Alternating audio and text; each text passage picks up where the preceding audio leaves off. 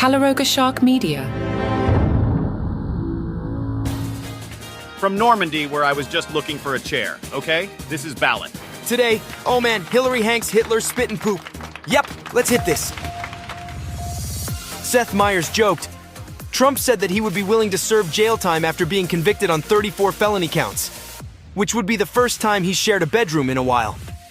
Jimmy Kimmel asked his guest, Vice President Harris, Trump has made it pretty plain that he's planning to go after his enemies, or whatever you want to call them. Realistically, what can a president do to, say a talk show host that has been making fun of him? What can he actually do to, like, for example, me? Harris said, in all seriousness, Jimmy, you're right to bring this up. Trump has been very clear he intends to weaponize the Department of Justice against his political enemies. He admires dictators and says he'll be a dictator on day one.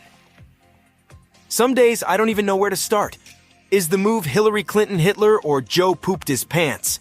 Well, since we haven't talked much about Hillary, let's start there. Leave it to Hillary Clinton to find a way to make the solemn 80th anniversary of D-Day all about her personal grudges.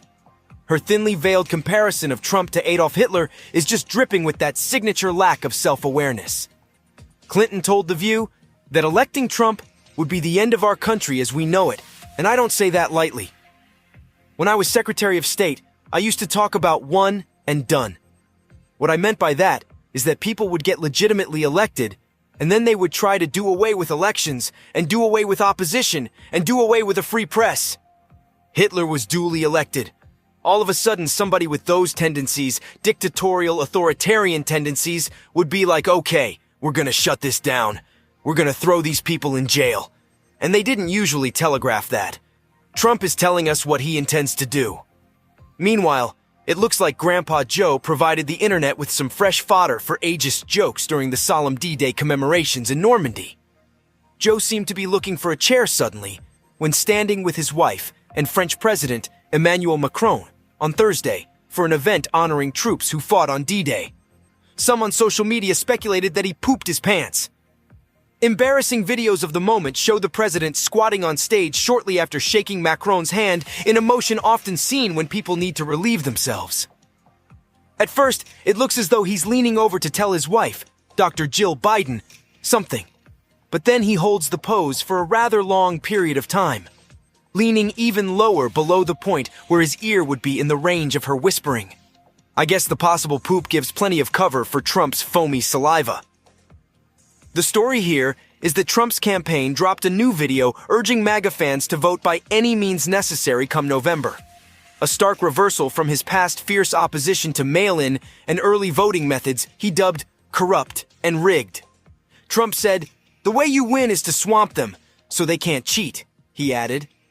"But if you can't make it, you need to make a plan, register and vote any way possible. We got to get your vote. So with your vote, we will win a victory, the likes of which no one has ever seen before. We will evict crooked Joe Biden from the White House, and we will take back our country on November 5th, 2024. But instead of his messaging flip-flop grabbing headlines, it was the Donald's own frothy saliva exhibition that stole the show. Dude was out there frothing and spitting like someone swapped his favorite Diet Coke for a steaming mug of rabies drool. And really, what better way to urge your supporters to vote than literally showering them in your own aerosolized biomatter? Let's see, we have Hillary, Hitler, poop, spit, and if you have Tom Hanks on your ballot bingo card, you just won. Hanks told CNN, "I think there's always reason to be worried about the short term, but I look at the longer term of what happened. Look, our Constitution says, we the people of the United States, in order to form a more perfect union. That journey to a more perfect union has missteps in it. Over the long term, however, we inevitably made progress towards, I think, that more perfect union. And how does it come about? It comes about not because of somebody's narrative of who was right or who was a victim or not. It comes out of the slow melding of the truth to the actual practical life that we end up living. It comes down to the good deed that is practiced with your neighbor. I will always have faith that the United States of America and the Western societies that have adopted more or less the same sort of democracy cannot help but turn towards what is right." You can almost hear the patriotic music behind his speech. Well, you actually can. Pretty good music bed, no? Portions of today's program were created with the help of AI. And as Tom Hanks always says, you can't spell America without AI and some other letters.